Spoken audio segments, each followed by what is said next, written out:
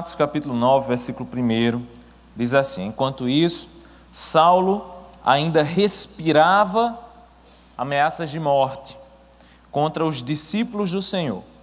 Dirigindo-se ao sumo sacerdote, pediu-lhe cartas para as sinagogas de Damasco, de maneira que, caso encontrasse ali homens ou mulheres que pertencessem ao caminho, pudesse levá-los presos para Jerusalém. Em sua viagem, quando se aproximava de Damasco, de repente brilhou ao seu redor uma luz vinda do céu. Ele caiu por terra e ouviu uma voz que lhe dizia: Saulo, Saulo, por que você me persegue? Saulo perguntou: quem és tu, Senhor? Ele respondeu: eu sou Jesus, a quem você persegue. Levante-se, entre na cidade. Alguém lhe dirá o que você deve fazer.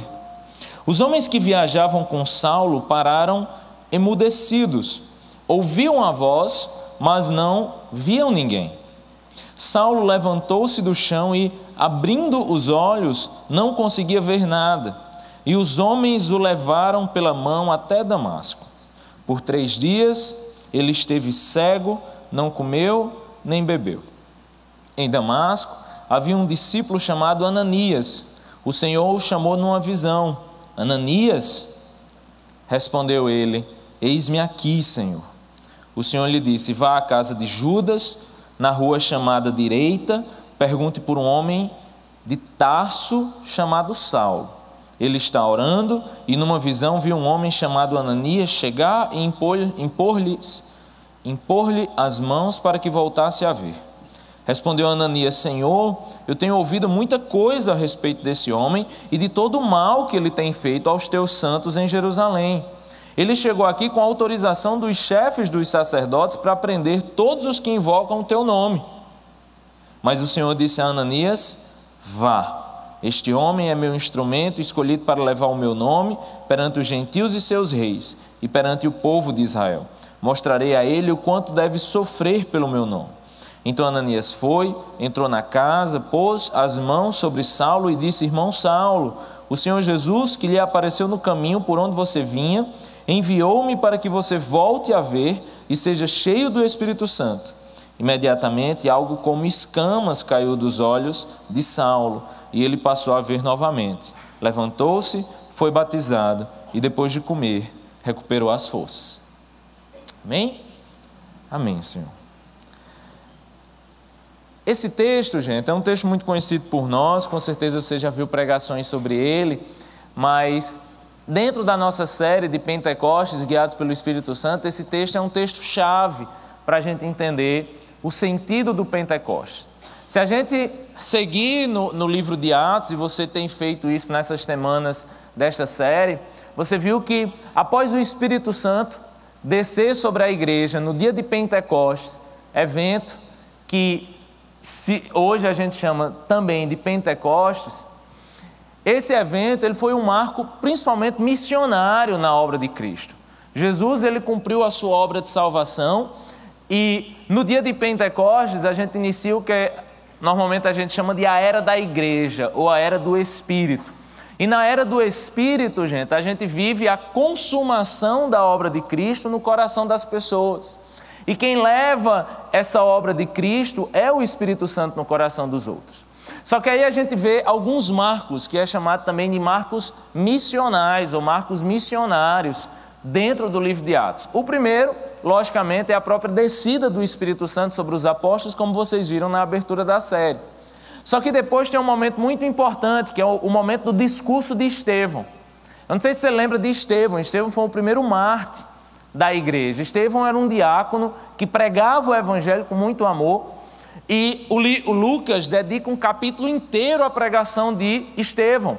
E na pregação de Estevão, o coração da sua pregação é que Deus não é um Deus que habita em templos feitos por mãos humanas. Deus é um Deus que não está somente sobre os judeus. Deus é um Deus que quer ir para todos os lugares do mundo. Com esse discurso e com essa pregação, Estevão morre apedrejado. E quem assiste à morte de Estevão era um jovem chamado Saulo de Tarso.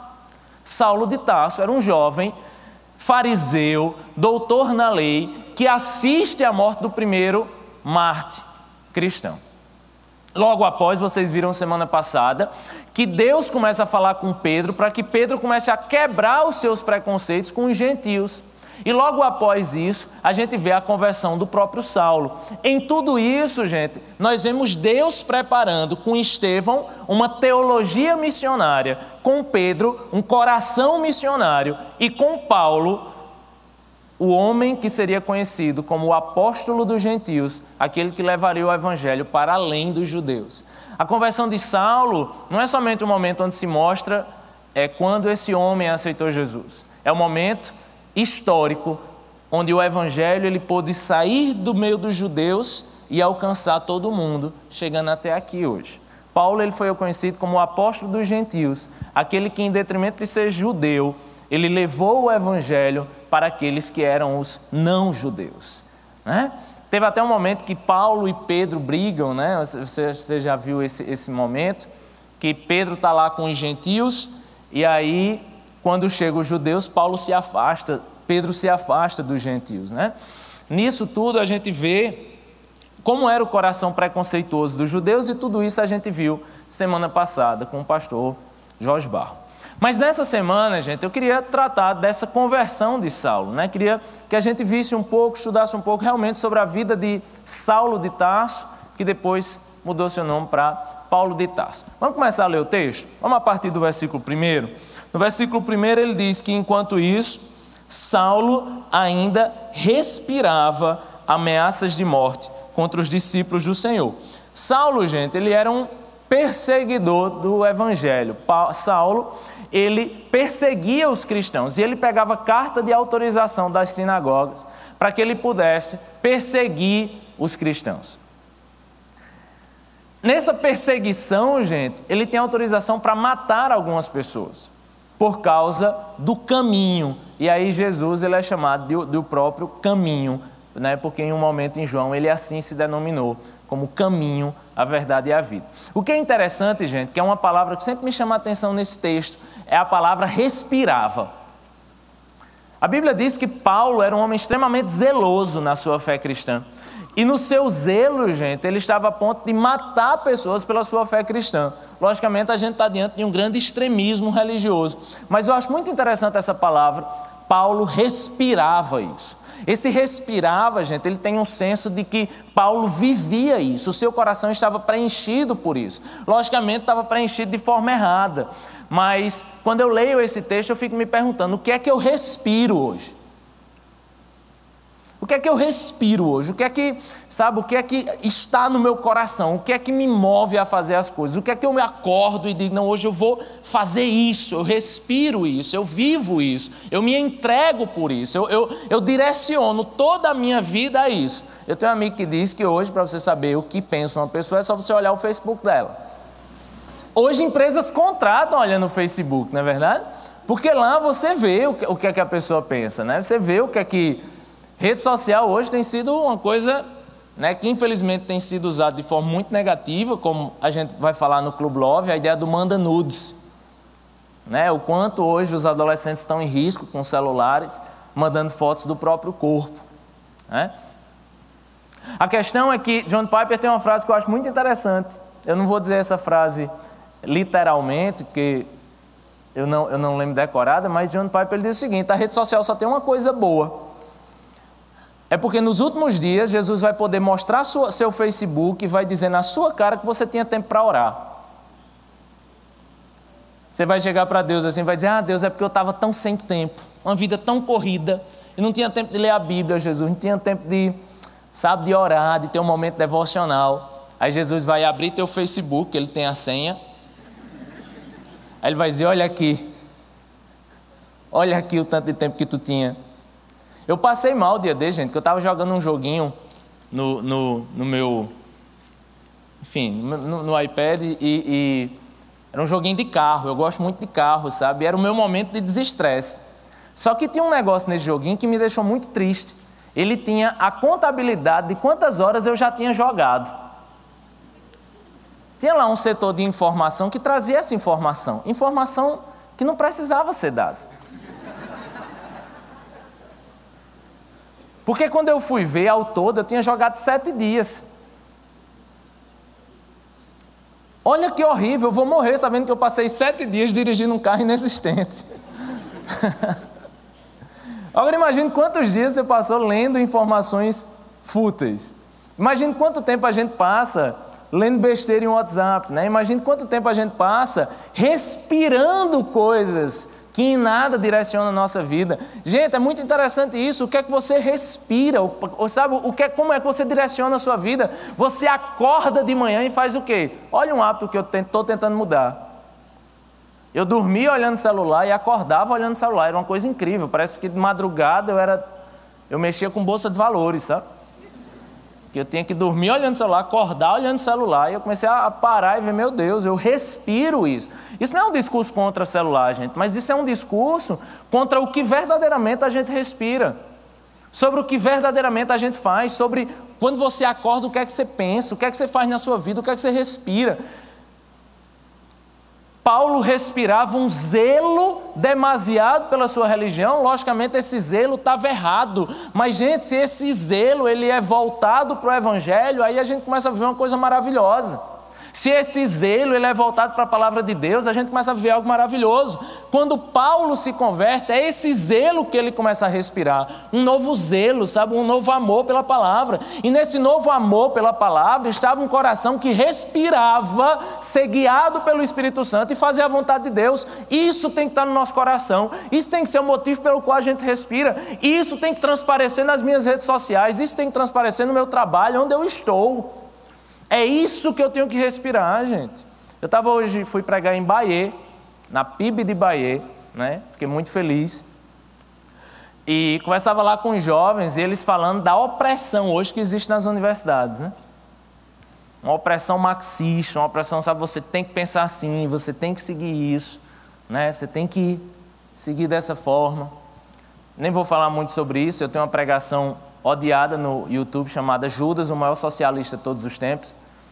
Aí você pode procurar, está perto de aquele 1% safadão, né? São minhas pregações mais vistas.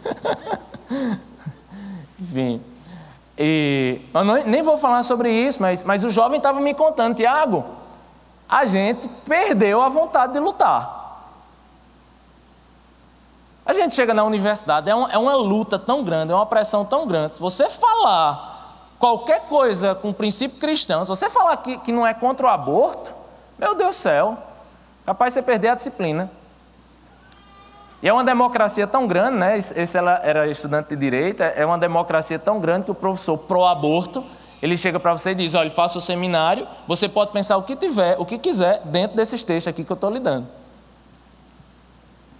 E aí ele diz, com isso tudo a gente foi perdendo a força, a gente foi, sabe, perdendo a esperança. E o discurso dele foi esse, a gente perdeu a esperança. Então a gente está indo para a universidade, feito um bando de zumbi, fica ouvindo tudo que o professor diz, na prova coloca que Marx é bonito, Karl Marx é bom, passa na disciplina, pega o diploma e vai embora. E eu acho que isso, gente, acho que é a perda da nossa esperança de que a gente pode mudar, sabe? A gente pode pregar o nosso evangelho no nosso trabalho, na nossa universidade, se a gente respirar isso. Eu terminei meu discurso com ele dizendo, cara, a gente precisa voltar a respirar o evangelho, a transpirar esse evangelho dentro das instituições onde a gente está. Se a instituição que você está, uma universidade, você precisa transpirar esse evangelho lá. Sabe? Se é uma empresa, você precisa transpirar esse evangelho lá. Eu acho lindo, eu sempre conserto meu carro, faço a revisão do meu carro na oficina de um irmão aqui da igreja, né? Do irmão Williams. E eu chego lá, é interessante demais, que às vezes eu chego lá querendo estudar alguma coisa, né? Porque você leva o carro para a oficina, você vai fazer o quê? Né? Você já vai pronto, e eu, como um bom leitor, já vou pronto com um livro, de besta. Né? Porque quando eu chego lá, o irmão Williams começa a falar de Jesus para mim. E ele começa a dar testemunho, a falar do Senhor, sabe? Vai dizendo o que é que Deus está fazendo na vida dele. Aí diz, ó, essa irmã aqui se converteu, esse menino aí agora é irmão. E aí está lá passando uma música, sabe? Está passando sempre a rádio da Cidade Viva, ou então está passando um louvor lá na TV. E os clientes vão chegando e o cabo vai evangelizando. E aí por um momento eu esqueço que eu estou numa oficina. Tá? Parece que eu estou na igreja. Que bom seria se todos nós, onde nós estivéssemos, respirássemos isso, sabe? Talvez não, com certeza a gente transformaria em igreja as nossas salas de aula, as nossas empresas, sabe? Todos os lugares que a gente estiver. Vamos continuar? Então, Paulo respirava isso, e aí no versículo 4, a Bíblia diz que ele caiu por terra e ouviu uma voz que lhe dizia: Saulo, Saulo, por que você me persegue? Eu acho esse versículo lindo. Porque, gente, Paulo não perseguia Jesus. Paulo perseguia quem? Cristãos. Saulo perseguia cristãos. Mas naquele momento, no momento em que Jesus vai falar com Saulo, na hora que o caminho vai falar com Saulo, o caminho diz: Saulo, você me persegue. Eu acho isso maravilhoso. Porque em várias religiões, o Deus dessas religiões, ele incorpora, ou ele encarna em grandes reis. No Egito, por exemplo, Deus se confundia com o próprio faraó. Em muitas religiões, o Deus dessas religiões, ele se confunde com um rei, ele se confunde com uma pessoa extremamente poderosa. O nosso Deus, ele encarna no pobre. O nosso Deus, ele encarna no necessitado, no miserável. Ele encarnou na pessoa de Jesus como um pobre, excluído, sem pai, sustentando sua família como um filho mais velho, passando necessidades. O nosso Deus encarna no pobre, no necessitado. Talvez seja por isso que Deus se preocupa tanto com o pobre. Talvez por isso a Bíblia fala que o coração do pobre é um coração mais voltado para o Senhor, que o rico se esquece de Deus, sabe? Talvez por isso a Bíblia diz que em um momento Jesus fala com seus apóstolos: olha, vocês me deram de beber, vocês me deram de comer, vocês me deram que vestir. E eles dizem: Jesus, quando foi que a gente fez isso? Vocês fizeram isso para mim, quando vocês fizeram isso para o pobre.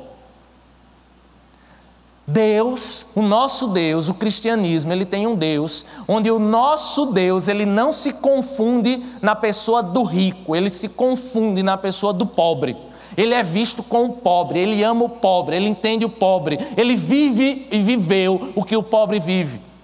O nosso Deus, ele entende o nosso sofrimento, ele encarnou nesse mundo, ele sabe as dificuldades que a gente passa e ele se confunde com pecadores miseráveis como nós.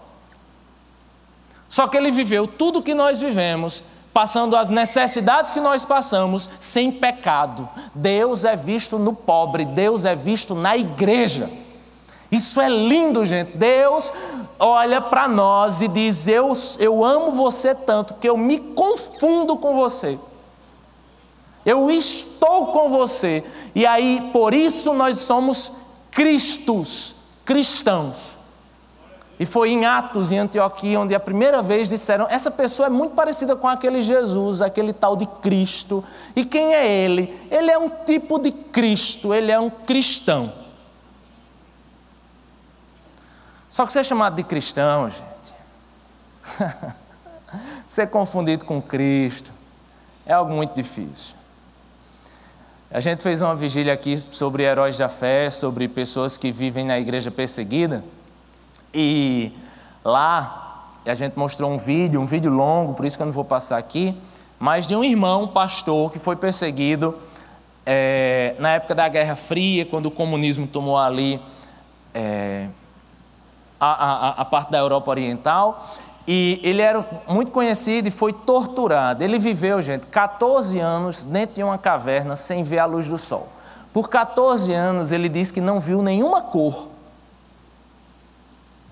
14 anos ele não via o sol, dentro de uma caverna, metros e metros abaixo do chão. Ele disse que por 14 anos ele não via nem cores, ele não sabia mais o que era um vermelho, o que era um azul, o que era um amarelo. E diz que muito tempo aí que ele já estava preso, né? Teve um momento que ele se desesperou da própria vida, sabe? E ele diz: Deus, eu quero ver algo, eu quero ouvir a sua voz, eu quero saber que o Senhor ainda está comigo. Fala comigo, conforta meu coração, faz alguma coisa que eu estou desesperado. mais de 10 anos já preso, passando necessidades. E aí diz que nesse momento, Deus falou de forma muito sutil com ele, né? Deus disse assim: qual o seu nome? Na hora ele fez: não, Deus, eu acho que o Senhor o Senhor não entendeu o que é que eu estou querendo uma resposta, Senhor, não estou querendo uma pergunta do Senhor. Mas como eu sei que Deus na Bíblia já fez isso, ele perguntou a Adão e Eva onde eles estavam, mesmo sabendo que Deus é onisciente, que sabia onde eles estavam, mas era uma pergunta retórica que necessitava de uma resposta. E essa pergunta era para que Adão e Eva refletissem como eles estavam distantes do Senhor agora que tinham pecado. Então, se Deus está perguntando meu nome, isso é uma pergunta retórica que me faz pensar. Então, deixa eu pensar qual é o meu nome. E ele conta que começou a pensar. Ele disse: olha, meu nome é George. Só que eu não vou dizer que meu nome é George, porque na Inglaterra existe um Marte que deu a vida pelo Senhor e que ele é chamado de Santo George, ou George, né? Então eu não vou dizer que meu nome é George para eu não ser confundido por aquele cara que deu a vida por Jesus. Eu também não vou dizer que meu nome é cristão e que eu sou só um cristão. Porque se eu disser que eu sou cristão, ele pode perguntar por que eu não estou me parecendo com Cristo, que deu a vida também pelo Evangelho. Então ele pensou e disse para Deus: Deus, eu não tenho nome, mas eu queria muito ter a honra de ser chamado um dia de cristão.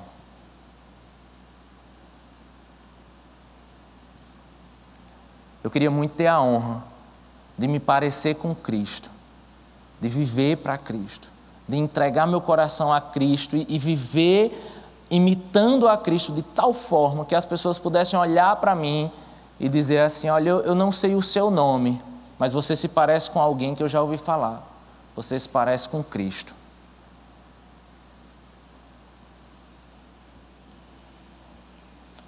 O texto diz: olha, porque você me persegue. No versículo 5, Jesus diz: eu sou Jesus a quem você persegue.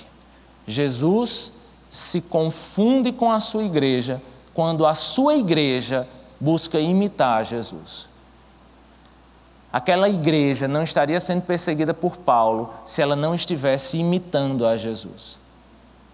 Cristãos verdadeiros sempre serão perseguidos, porque a ordem desse mundo, o príncipe desse mundo é Satanás. E se nós vivemos e respiramos o Evangelho, uma hora ou outra, nós seremos sim perseguidos.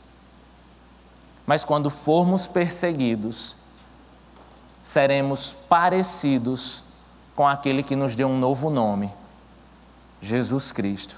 E aí teremos a honra de, mesmo perseguidos, sermos chamados de Cristos, ou cristãos.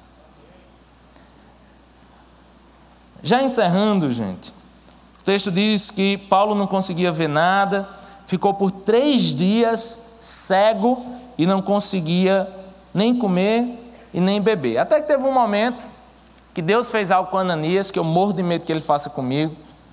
Ele disse assim: Ananias, nossa, você ouviu uma voz dizendo Tiago? Aí eu morro do coração. Mas Ananias também fez uma besteira que a gente costuma fazer, né? Ele disse a Deus: eis-me aqui, Senhor. Eita, que é doido. Eis-me aqui, Senhor. Aí o Senhor fez: ok, você eis aí? Sim, Senhor, eis aqui. Então vai ali em Saulo, um cara de Tarso. Vai lá e prega para ele que ele está cego e tal. Ele faz: Jesus, pelo amor de Deus. Deus, pelo amor de Deus. Esse cara está matando tudinho, Senhor. Está matando tudinho. É assassino profissional. É ele e Jack Stripador. Faça isso não, Jesus. Vá! Eita, que eu gosto quando Deus faz essas coisas. Olha Deus discutindo com Ananias. Ô meu filho, mas vá, pelo amor de Deus. Deixa de besteira, deixa de medo. Para de sofrer, não sei o quê. Deus diz assim: vá. Vá. E a Bíblia diz que Ananias foi, mas diz algo muito interessante. Deus diz assim: vá, porque eu vou mostrar a Paulo o quanto ele precisa e ele vai sofrer pelo meu nome. Nessa obra missionária, gente, se você quiser respirar o Senhor na sua vida, se você quiser verdadeiramente ser chamado de cristão, você vai sofrer. Você vai sofrer. A Bíblia diz que Paulo volta a ver, Ananias prega para ele volta a ver, recebe o Espírito Santo, se converte. E nos próximos 15 versículos, Paulo já é ameaçado de morte 2 vezes. Olha que coisa boa, não é? É tão fácil às vezes esse evangelho, aceite Jesus. Vai, levanta a mão aí, aceite Jesus. Pelo amor de Deus. Né? Uma vez eu vi numa rádio, às vezes eu tenho essa besteira de ouvir rádio evangélica, e aí eu fui assistir e o pastor dizia, algumas lógico, né? E o pastor dizia, meu irmão, Jesus está na chuva, chorando, batendo na porta para que você abra. Aí ninguém se convertia, e ele continuava, meu filho, Jesus está passando frio, você não vai fazer nada para Jesus. Gente, eu já estava aceitando Jesus de novo ali, só para tirar Jesus do frio. Né? Bichinho de Jesus, aceite Jesus, como se nós fizéssemos um favor a Deus por servi-lo. Sabe, esse tipo de evangelho, gente, não é o evangelho da Bíblia. Esse tipo de evangelho por conveniência, siga Jesus para você ganhar alguma coisa, siga Jesus que Ele vai fazer isso por você. Isso não é evangelho. O evangelho é siga Jesus pelo que Jesus já fez, e aí você vai ver o que é sofrer para ser chamado de cristão. Esse é o evangelho. Esse é o evangelho. Nesses dias, uma jovem, eu fui já pastor de jovem de 2 outras igrejas bem pequenas. Eu era novo convertido, já comecei a liderar a juventude, sempre gostei disso. Mas teve uma igreja que eu fui líder de jovens, era uma igreja muito pequena. A igreja tinha 4 jovens. Eu, minha namorada, hoje minha esposa, e mais um casal de irmãos, né? Ah, não, tinham 5, tem a filha do pastor. E aí, rapaz, o pastor me deu a função de ser o líder de todos esses jovens. Eu assumi o desafio, né? Meu Deus, será que eu vou conseguir? Mas eu era muito novo na fé, né? Então, a gente começou a sair evangelizando na rua e começou a fazer umas loucuras, sabe? A igreja era na sala de uma casa. Tinha uma casa, depois a igreja cresceu tanto que foi para a área, onde estacionava um carro, aí virou a igreja lá. Em um ano a gente era 50 jovens. Uma coisa linda, assim. Deus foi muito jovem aceitando Jesus, e era uma comunidade muito pobre mesmo. E aí teve uma vez que eu senti de Deus assim, que era para eu fazer um acampar dentro. Eita, hashtag quem nunca, né? Quem nunca fez um acampar dentro? Só que como o pessoal era de uma comunidade mesmo, uma comunidade muito carente, ninguém tinha condição de pagar nada para estar num acampar dentro. E aí eu falei, não, mas vamos fazer de graça. Né? Eu sempre fui doido, né? Vamos fazer de graça, esse povo vai ficar 5 dias aqui, vai comer e vai ser tudo de graça, porque a gente vai ganhar esse povo tudo para Jesus. Aí eu lembro, gente, que a gente não conseguia nada. Nada. Assim, era uma luta conseguir 1 quilo de arroz. Né? E tal, não sei o quê. E aí chegou assim, uma semana antes a gente não tinha nada, o povo ia passar fome. Tinha 50 inscritos e sem comida. E eu lembro que o planejamento era assim, no domingo de manhã a gente pega tudo ônibus e vai para a praia. Entendeu? Era desse jeito, não tinha piscina, não tinha nada, era uma casa. A gente ficou 5 dias com 50 jovens dentro de uma casa. Isso foi maravilhoso demais, foi o melhor acampamento da minha vida. Só que aí o que é que aconteceu? Não foi tão bom porque me sujaram de pasta. Até naquele tempo ninguém me respeitava. E eu lembro que faltava uma semana assim, não tinha nada. Aí eu juntei os 5 jovens e eles começaram, não, porque a gente não tem condição, vamos cancelar, não sei o quê. Eu falei, olha, é o seguinte, vamos ficar em silêncio, vamos calar nossa boca e vamos ouvir Deus falar. A gente parou, gente, assim, ficou umas 5 horas calados. Ficou umas 5 horas calado, sabe? A gente ficou em silêncio, orando a Deus individualmente, assim, para ver se Deus confirmava alguma coisa. Foi cada um chorando para um lado, para o outro, sabe? Foi uma coisa linda. Aí nesse chororô, todo mundo para um lado chorando e tal. Deu umas 5 horas, a gente fez, e aí? Não, vamos fazer. Vamos fazer. No outro dia eu saí de manhã assim, lá em Mangabeira. Aí passei ali pelaquela parte, tem um monte que vende carne. Aí do jeito que eu estava andando com a camisa assim, Exército de Jesus, eu não sei se você lembra dessa camisa. Eu ia para a universidade com essa, era bonita assim. Chegava lá apontando para os marxistas. Nessa época as feministas já me amavam lá. Aí eu ia passando, aí um cabo de um açougue fez assim, menino, vem cá. Eu, oi. Rapaz, eu não sei, mas Deus mandou eu te dar esse negócio de mortadela. Mas rapaz, é aquela mortadela da melhor que tem. Aquela da Turma da Mônica. Vixe. Que é aquele bichão desse tamanho assim, sabe? Tu sabe qual é? Que é um tora de mortadela assim, da Turma da Mônica, meu amigo. Foi 5 dias de mortadela. E olha que a fatia era fina. Sabe? Aquela que você botava assim e via quem estava do outro lado. Rapaz, e Deus começou a fazer umas coisas assim, sabe? Foi aparecendo feijão, foi aparecendo. A gente comeu até carne, gente. Até um pouquinho de carne a gente comeu naquele dia. O acampamento foi uma benção. Essa jovem casou nesses dias e mandou uma mensagem para mim. Aí eu vim para a Cidade Viva, a gente se afastou um pouco. Essa jovem casou, mandou um texto para mim. Ela começou a namorar naquele acampamento e estava casando com esse jovem. Ela mandou um texto para mim dizendo, Tiago, eu queria agradecer por tudo que eu cresci com o seu ministério e tal, tal, tal. Mas eu queria agradecer por aquele momento de silêncio que a gente fez. Aquele momento em que a gente estava no meio de um turbilhão e você tinha tudo ali para desistir, para se estressar, e você fez, vamos ficar calado um pouquinho e vamos ouvir o que é que Deus tem para nós.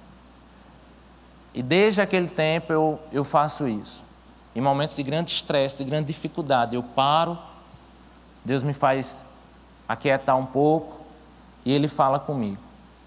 A gente esquece, gente, a gente vive num mundo muito barulhento, o mundo hoje é muito barulhento, é muita informação, e a gente esquece como é bom os momentos em que a gente se tranca no nosso quarto, cala nossa boca, porque boquinha para falar besteira é a nossa.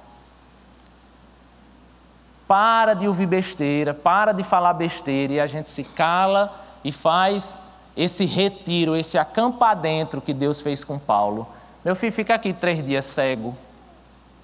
Fica aqui 3 dias cego e calado, para você parar de falar e começar a me ouvir. Isso, meus irmãos presbiterianos, eles prezam muito. É uma disciplina espiritual chamada de solitude. Isso não é a solidão.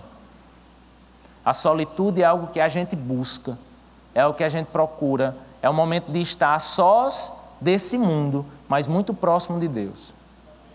Eu ouvi a história de um cara que ele disse que passava 3 dias trancado num quarto orando. E quando era aniversário dele, ele já começava 1 dia antes. E ele ficava trancado num quarto por 3 dias. Aí alguém chegou para ele e fez, meu irmão, o que é que você passa 3 dias orando a Deus? Que danado tu fala tanto? Porque nem uma mulher fala tanto assim. Com todo respeito, né, mulheres?